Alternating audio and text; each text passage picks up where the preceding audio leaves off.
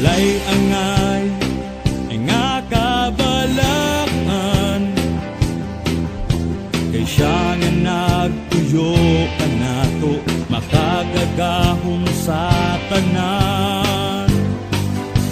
Pagkaanindot ang kinabuhing Kristohanon, bisan daghag alan tuson makapahiyong gihapon, walay angay nga kabalakan,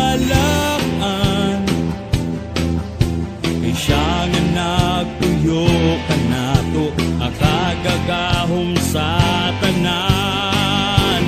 Magpabilin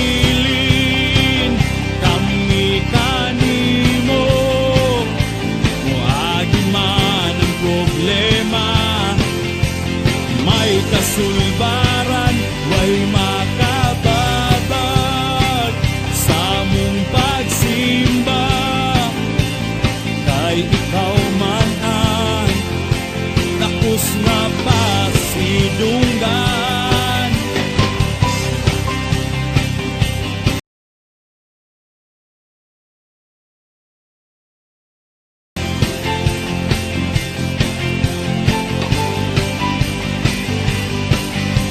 Pagkaanindot ang kinabuhing Kristohanon, bisan daghag alan tuson makapahiyong gihapon,